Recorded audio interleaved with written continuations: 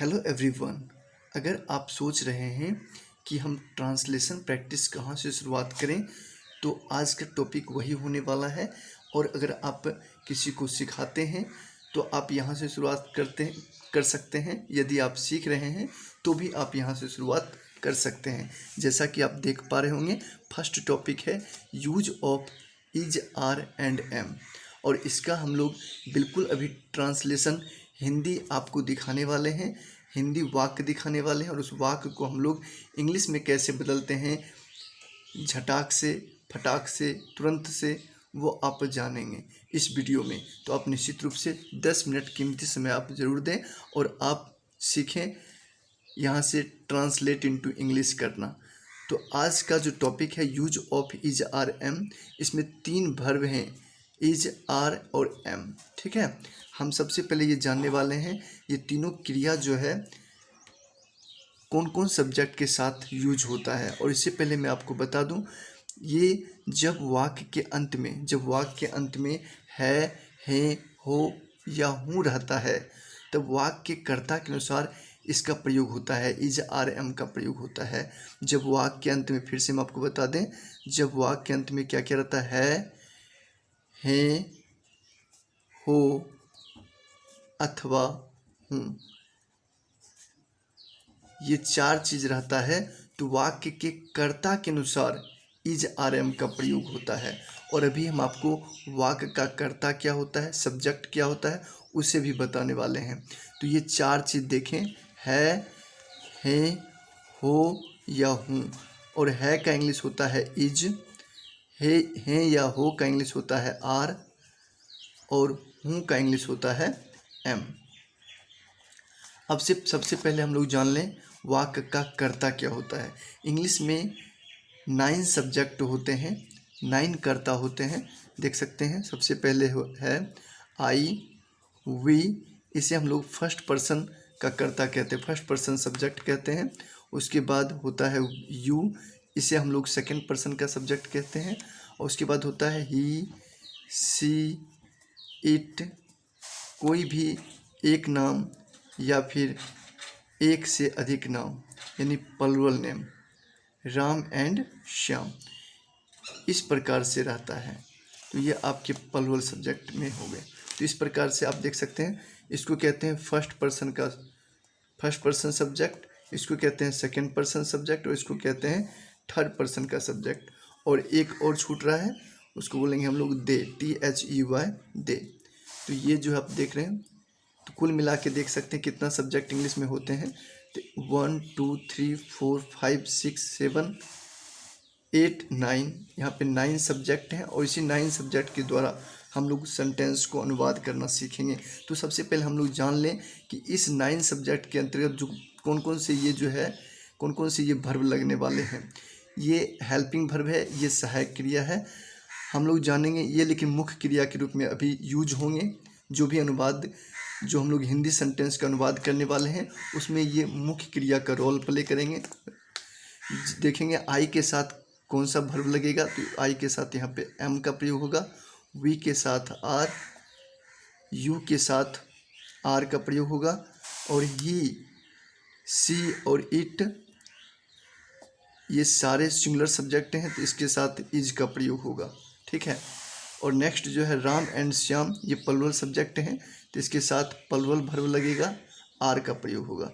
तो ये इसे आपने देखा, ये सारे सब्जेक्ट के साथ इस प्रकार से वर्ब का प्रयोग होता है। लेकिन हमने आपको बताया है शुरुआत में ही, इस रूल के हिसाब से मैंने बताया है, जब वाक्य के अंत में है, हो या अथवा हूँ रहता है, तो सब्जेक्ट के कर्ता के अनुसार इज, आर, एम का प्रयोग होता है।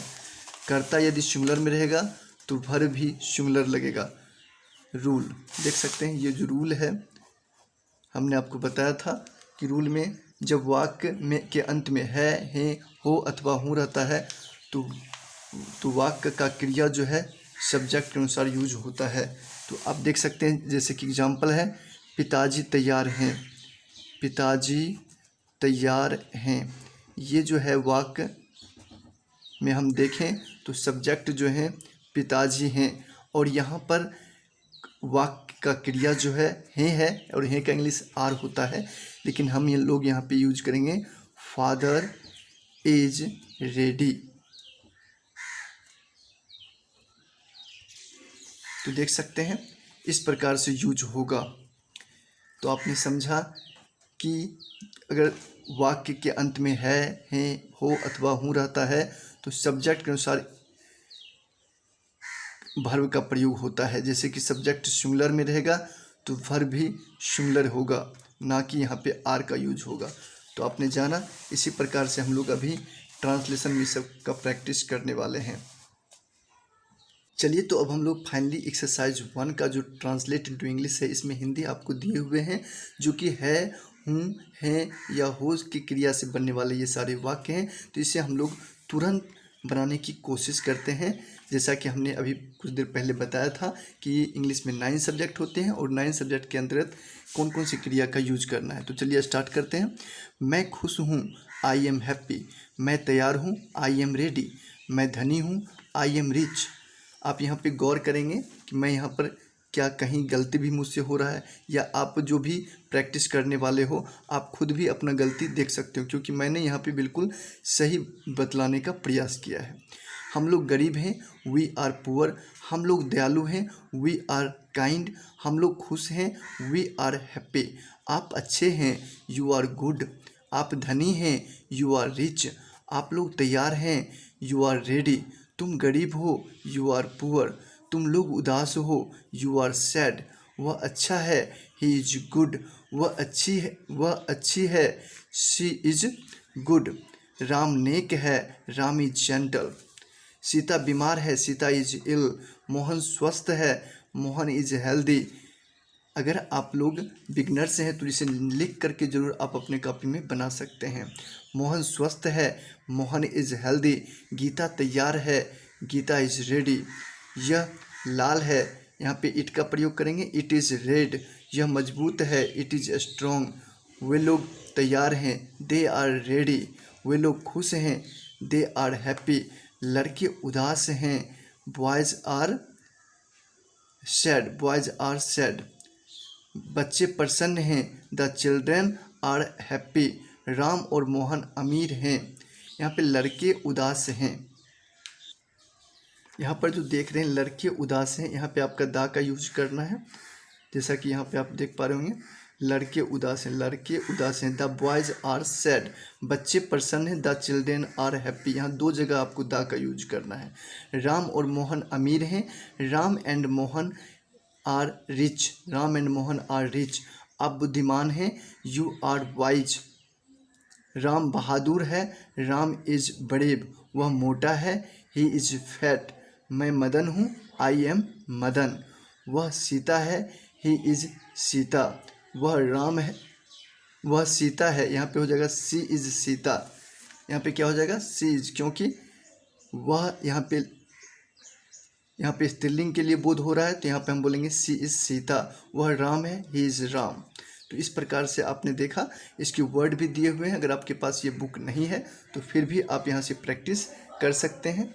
मैं आपको वीडियो में ये सारी चीज़ दिखा रहा हूँ, तो आप निश्चित रूप से, अगर बिगनर्स हैं तो निश्चित रूप से आप स्टार्ट कर सकते हैं। Thank you, all the best. फिर मिलते हैं नेक्स्ट वीडियो में इसी प्रकार से इम्पोर्टेंट ट्रांसलेशन को लेकर के।